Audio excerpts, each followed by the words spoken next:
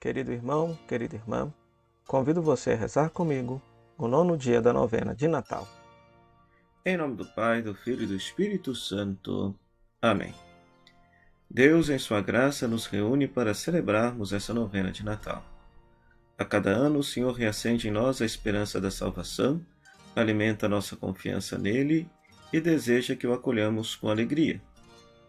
Hoje sabereis que o Senhor vem e nos salva. Amanhã vereis a sua glória. Aproveitemos essa oportunidade de esperarmos pelo Senhor, em família, em comunidade, com o mundo inteiro, nossa casa comum.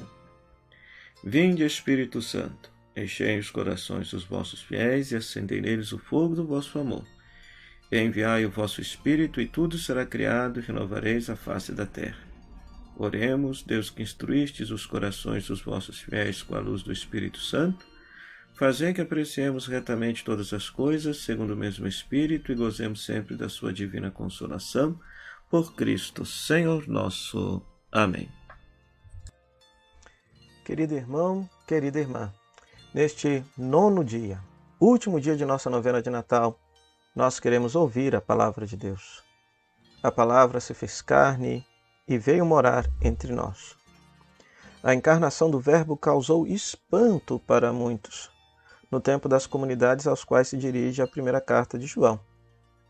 Nós rezaremos hoje um belíssimo trecho que nos transmite o valor da palavra da vida, que tomando forma humana, vindo em nossa existência mortal, foi capaz de trazer a salvação ao gênero humano. A palavra que se fez carne e nasceu em Belém, morreu na cruz e ressuscitou. É na carne que Cristo nos salvou. O trecho que nós vamos meditar nesse dia é 1 João, capítulo 1, versículo de 1 a 4. 1 João, capítulo de 1, versículo de 1 a 4. Então, primeira carta de São João, capítulo 1, versículo de 1 a 4. Repito, primeira carta de São João, capítulo 1, versículo de 1 a 4. Que você possa pausar essa reflexão e ler pelo menos uma vez esse trecho, para depois refletir aqui um pouquinho conosco. Querido irmão, querida irmã, a literatura joanina, de modo geral, o Evangelho, a primeira, segunda e terceira carta de João, tem como grande tema o tema da encarnação do Verbo, que é um mistério que nós celebramos no Natal, que é um mistério que nós queremos celebrar. O que é o mistério da encarnação?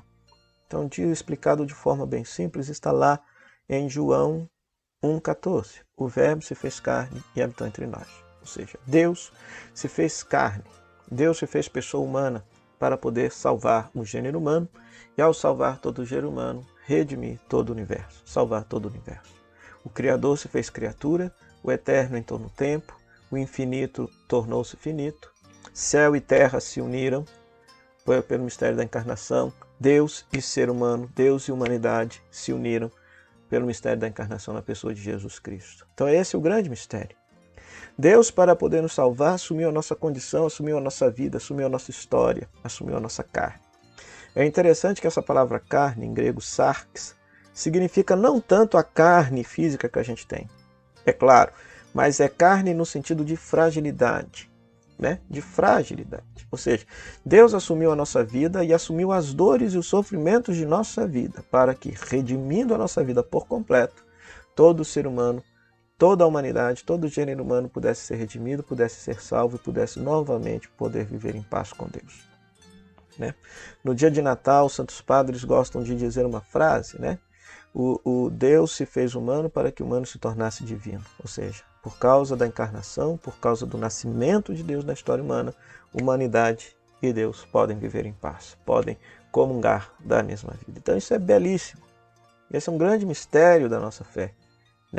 É claro que depois, posteriormente, a tradição católica vai enfatizar a questão da paixão e ressurreição de Cristo, a morte de cruz e a sua ressurreição e ascensão ao céu. Sim.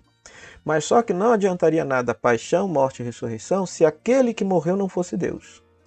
Por isso que o fundamento está nesta celebração que nós haveremos de fazer, a celebração do Natal. Nós celebramos o nascimento de Deus na história humana. Deus verdadeiramente nasceu na história humana, se fez humano, viveu a nossa vida, experimentou em tudo a nossa vida menos o pecado.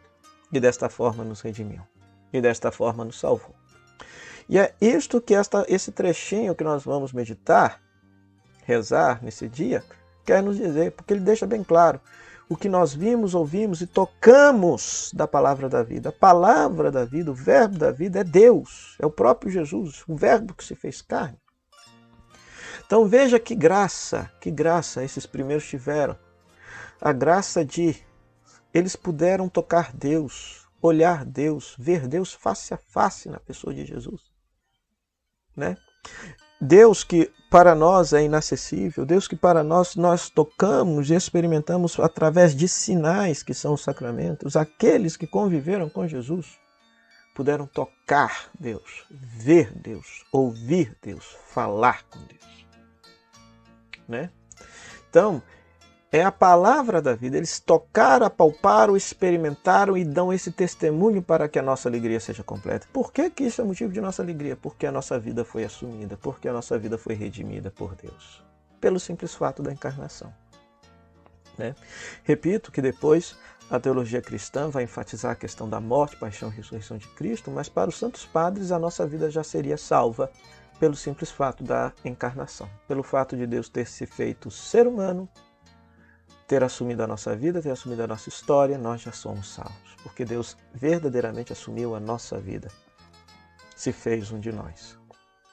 Né? Então isso nos dá uma alegria muito grande, uma esperança muito grande. Por quê? Porque nós não estamos sozinhos. Deus sabe verdadeiramente da nossa vida, conhece a nossa história, porque Ele se fez verdadeiramente um de nós. Louvado seja Deus por esse grande mistério da encarnação. Então que você possa ler esse trecho. É um trechinho curtinho, são apenas 4 versículozinhos da primeira carta de João, no capítulo 1. Primeira carta de João, capítulo 1, versículo de 1 a 4, que você possa ler 1, 2, 3 vezes, se deter naquela palavra que mais chama a atenção. Por que te chamou a atenção? Né? E, veja só, antes de fazer isso, deixa eu só esclarecer uma coisa. Por que esses textos foram escritos? Porque tinha gente que não acreditava, que achava que era demais Deus se fazer carne. Mas essa é a nossa fé. Deus se fez carne, habitou entre nós, nos redimiu e nos salvou pelo fato da encarnação. Então, desde o princípio, a fé cristã genuína defende esta fé, defende esta ideia religiosa, essa concepção teológica. Somos salvos porque Deus de verdade se fez carne e habitou entre nós. Então que você leia esse texto 1, 2, 3 vezes, se detenha naquela palavra que mais chama atenção, procure refletir por que essa palavra tem a ver com a sua vida.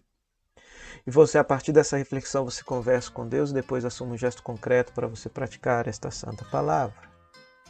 E deixo aqui para vocês algumas perguntas para que você possa meditar e refletir. Quem é a palavra da vida? Por que essas coisas foram escritas? E o que tem a ver essa passagem com o Natal de Jesus? Quero aproveitar e desejar desde já um feliz e santo Natal. Jesus, que é a luz de Deus enviada ao mundo para nos libertar da treva, do pecado e da morte. Que Ele possa te abençoar, te proteger, te guardar e que o Natal aconteça de verdade na sua vida.